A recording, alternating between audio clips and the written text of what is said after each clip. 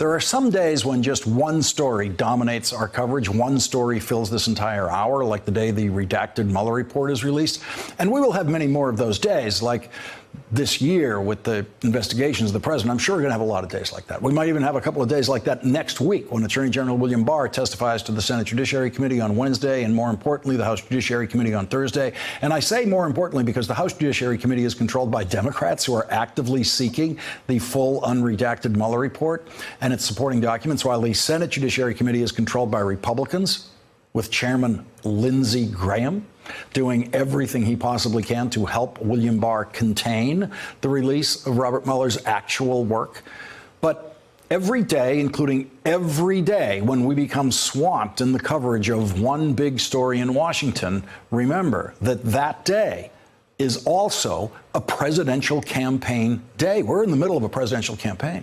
Most of the coverage of the presidential campaign is simply coverage of one half of the presidential campaign, the Democrats who are running for president. The other half of the presidential campaign is the Republican president running for re-election. So let's look at today. Let's look at today's developments in the Trump re-election campaign. And remember that for an incumbent president, everything that happens in the president's administration that day is a possible factor in the president's re-election campaign. So here's how Donald Trump's re-election campaign went today. Voters discovered today, through reporting by the Washington Post, that Donald Trump might have caved to North Korean demands and paid $2 million in ransom to get Kim Jong-un to release to allow for the release of Otto Warmbier from North Korean custody. North Korea participated in a cover-up of this ransom by calling it a hospital bill for Otto Warmbier, who was comatose by the time he left North Korea. There are no hospital bills in North Korea, none. A $2 million hospital bill in a country that doesn't have hospital bills? North Korea is the most totalitarian communist regime in the history of the world. The government owns everything. The government runs everything. The government controls everything.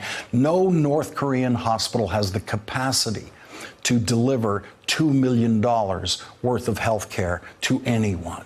North Korea, at the direction of Kim Jong-un, tortured Otto Warmbier.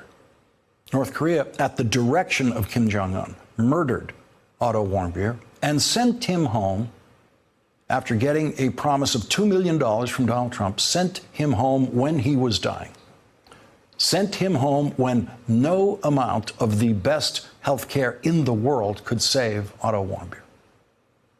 You won't be hearing about that on the presidential campaign trail from Donald Trump, but you will be hearing about it from his Republican challenger, Bill Weld, and you will be hearing about it from the Democratic candidates. And if Donald Trump is the Republican nominee, and if he agrees to debate the Democratic nominee, you are going to hear about Otto Warmbier and the $2 million ransom that Donald Trump agreed to pay. You're going to hear about that in a presidential debate. If Donald Trump agrees to participate in presidential debates, which I strongly doubt that he will, here is where Donald Trump's answer to every question about North Korea and Kim Jong-un stands tonight. And then we fell in love, okay? No, really. He wrote me beautiful letters, and they're great letters. We fell in love. You're going to see that in campaign ads against Donald Trump. We fell in love. He fell in love with a murderous dictator. He fell in love with the man who ordered the torture and murder of Otto Warmbier. He fell in love with him. You're going to see a lot of that video in the presidential campaign. And on this day, in the Trump re-election campaign, a giant hole broke open in the Fox wall of defense for the president. Former Judge Andrew Napolitano, whose commentary is generally favorable to the president and Republicans, but not slavishly so, took a giant leap into the unknown for the future of his career at Fox by saying today, in no uncertain terms, that President Trump is guilty of multiple obstructions of justice. So when the president asked his former advisor and my former colleague at Fox, KT McFarland, to write an untruthful letter to the file knowing the government would subpoena it, that's obstruction of justice. When the president asked Corey Lewandowski, his former campaign manager, to get Mueller fired, that's obstruction of justice. When the president asked his then White House counsel to get Mueller fired and then lie about it, that's obstruction of justice. When he asked Don McGahn to go back to the special counsel and change his testimony, that's obstruction of justice. When he dangled a pardon in front of Michael Cohen in order to keep Cohen from testifying against him, that's obstruction of justice. Ordering them to break federal law to save him from the consequences of his own behavior, that is immoral, that is criminal, that is defenseless, and that is condemnable. When he gets fired from Fox News, maybe Chairman Jerry Nadler could hire him as one of the counsels to the House Judiciary Committee. Andrew Napolitano, man you just saw, is someone who President Trump consulted on who he should select for the United States Supreme Court. That's who turned on Donald Trump today. Judge Napolitano said he's very disappointed in Donald Trump because of what he has read in the Mueller report. He's a personal friend of Donald Trump's. Losing Andrew Napolitano today was a very, very bad day in and of itself for the Trump campaign. He is the Fox network's highest legal authority. And on the day that Judge Napolitano said that Donald Trump was guilty of obstruction of justice, the highest-ranking Democrat on the Senate Intelligence Committee, Vice Chairman Mark Warner, tried to alert the nation and alert voters in an article in USA Today that President Trump is, quote, practically inviting foreign adversaries to interfere in 2020. We now know that the Russians helped Donald Trump win the Electoral College last time. Donald Trump knows that. Donald Trump knows just how close he came to losing the Electoral College. Donald Trump knows he cannot afford to lose any of those voters who the Russians helped persuade to vote for Donald Trump last time. The Trump campaign needs them. And that's one of the reasons we have reports today that the last Secretary of Homeland Security, Kirstjen Nielsen, was advised not to tell the president about her worries that the Russians were planning to attack our election again in 2020 and are already at it. This would be like American intelligence discovering that the Soviets had nuclear missiles in Cuba aimed at the United States, and no one was allowed to tell President Kennedy in 1962 when that actually happened. Imagine a Trump presidency facing what President Kennedy faced, and no one could tell President Trump. In the most dangerous confrontation of the Cold War, President Kennedy used his intelligence, his experience, his judgment, and his trusted advisors to defuse a possible nuclear war with Russia. The Trump re-election campaign is now trying to re-elect a president who the Mueller report shows gives illegal orders that are ignored by his staff and who we now know cannot be told anything about what the Russians are planning in their next attack on our next election.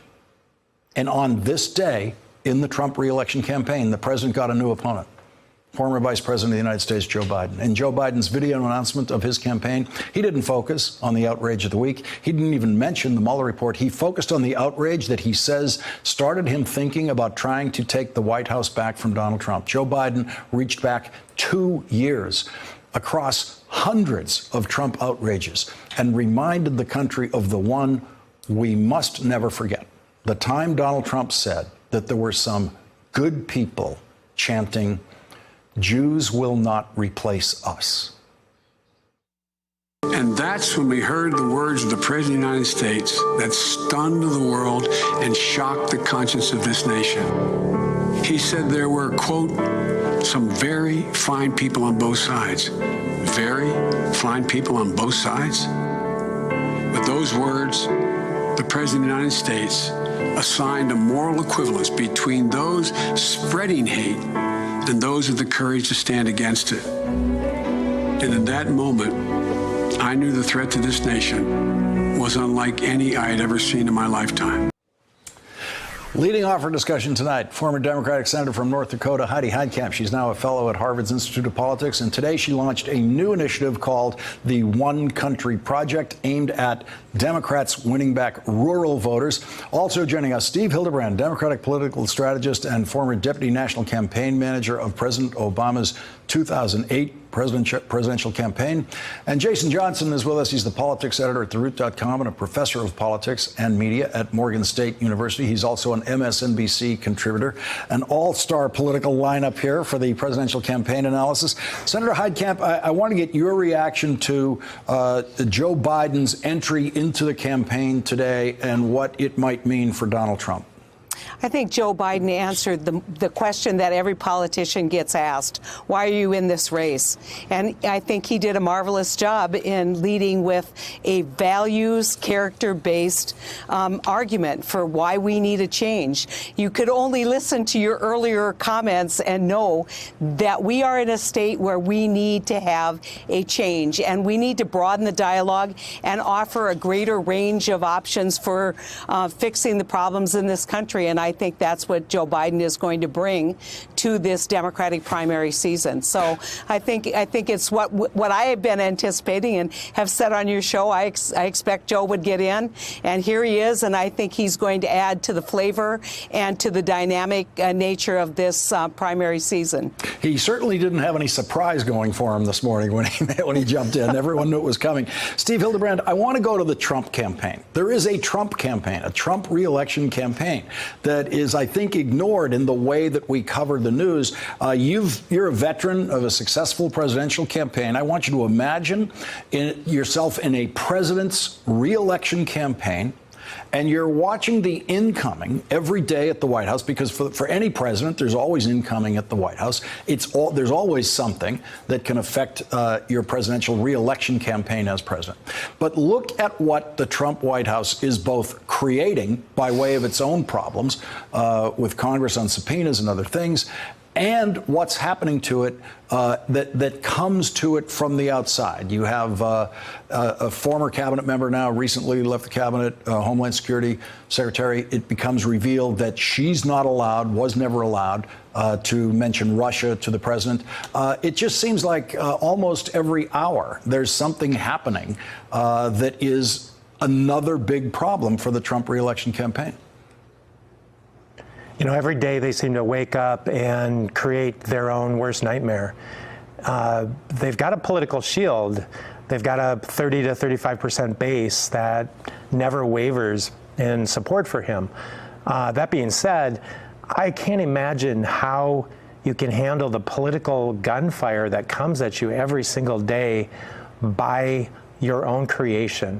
And that's what they do, Lawrence. It's unfathomable in politics. I don't understand it, to be honest with you. Steve, let me just stay with you on this for a second, because what I've seen with every other president, as soon as they're elected and literally on election night in their victory speeches, one of the very first things they do is they reach out to voters who did not vote for them. And they do that in their victory speeches. They then do that in their inauguration addresses, their inaugural addresses. They do it in their State of the Union addresses. I haven't seen Donald Trump once, not once, since election night. I have not seen him once try to speak publicly to a voter who did not already vote for him. How do you form a re-election campaign with a candidate who has never once attempted to pick up a new voter? You know, he seems to only understand that you work to tear people apart, that you work to divide the country, that there's winners and losers. You know, honestly, he seems to be framing himself with the losers and that small coalition. And I don't see how, unless the Democrats really screw this up, how he can get reelected, because, as you said, he has never reached across the aisle.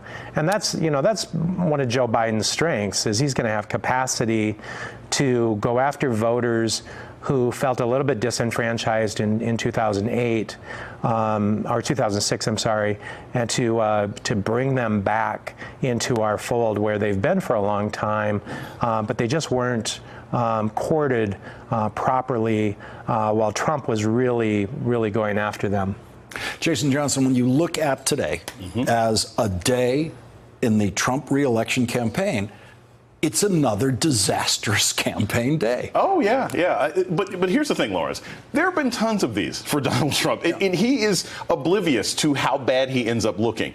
I think that the idea of a Fox legal analyst basically saying, you guys can impeach this guy, is one of the worst things that could happen. Because, look, objectively speaking, we all know that. We've seen parts of the Mueller report. We've heard the legal analysis. But what it says is there are other people at Fox who believe this. I don't think this guy was just going out on a limb. That means that there are people within the Trump camp and coalition who actually believe that we now have a president of the United States who is legitimately impeachable. And that is the most dangerous indicator that he could have. Donald Trump he's already starting 3 million votes behind.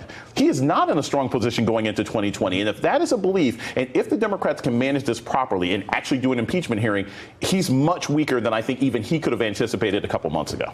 Senator Heitkamp, no one knows more Trump voters in this group. No one knows more Trump voters than you do. Your state voted for Donald Trump in a pretty strong way.